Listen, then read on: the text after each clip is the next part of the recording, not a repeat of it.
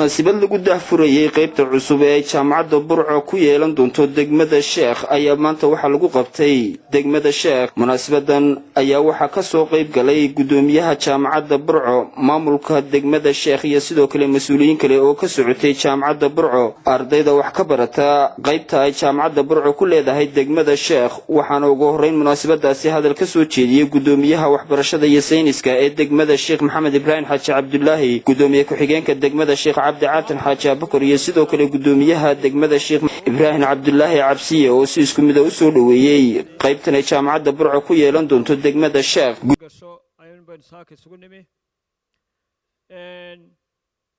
kolley jaamacadda burco warkeeda waan haynaa ama aqoonteeda waynu ka wada dheregsanahay.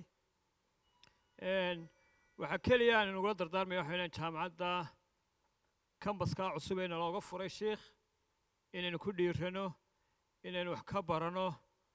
allahumma salli calaa maxamed. waxaan isku dardaarmaynaa inay maanta jaamacaddii burco ay inoo timi, marti inoo tahay, awalna inala joogtay, ayna sugayso.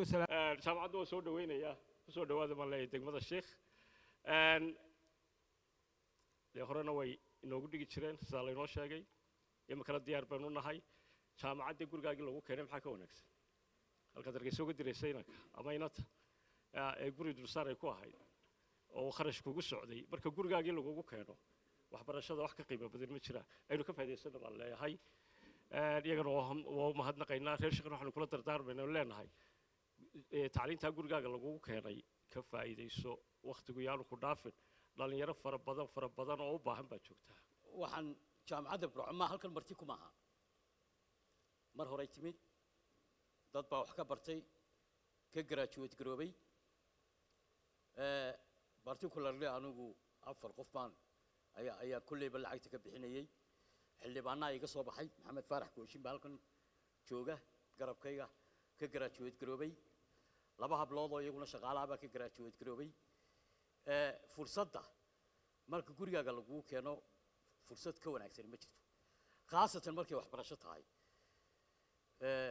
waxbarashadu waa shay qaali ah, ama qaybta caafimaadka habluhu baranayaan ha noqoto, ama qaybta social science-ka ee raggu baranayaan ha noqoto, ama medicine ama engineering and so forth iyo wixii la mid ahba. waxaan idinku dhiirigelinayaa inaad wax barataan. gudoomiyaha jaamacadda burco iyo sidoo kale xubno ku helinayay safarkiisaasi oo ka socday jaamacadda burco ayaa iyaguna halkaasi hadallo kala duwan ka soo jeediyey, waxaana ay ballan qaadeen in ay kaalintooda buuxin doonaan. anigu sheekh waxaan joogay iyadoo aan jaamacadina jirin, wax secondary ka sarreeya aanu jirin, oo iskuullada dhexe iyo kuwa hoosena ay midhiya laba yihiin. alxamdulilah maanta waxa weeyaan waa meel lagu tartamayo, jaamacado fara badan ay jiraan. mid waa loo dhisayaaba gacanta lagu hayaa. kuwa kale ee gobollada burco iyo joogaana waa meelaha ay ku xisaabtamayaan ayay ka mid tahay. taasi waa taas. aan doonaya kale aan idiin sheego waxa weeyaan waxbarashadu maanta qaabab badan iyo wejiyo badan bay yeelatay. qaababkaa waxaa ka mid a in qofka isagoo gurigiisa iska jooga aanu galaasba tegin wax loo dhigi karo, sida annaguba aanu isticmaalno qaarkii markaanu jaamacadda joogno. ninka maraykanka maanta adduunyadu waa xaafad keliya, waxaana isku wada xidhayaa technology. marka waxaa qofka u sahlaya technologygu inuu isagoo aan macallinba soo hor fadhiisan inuu wax barto.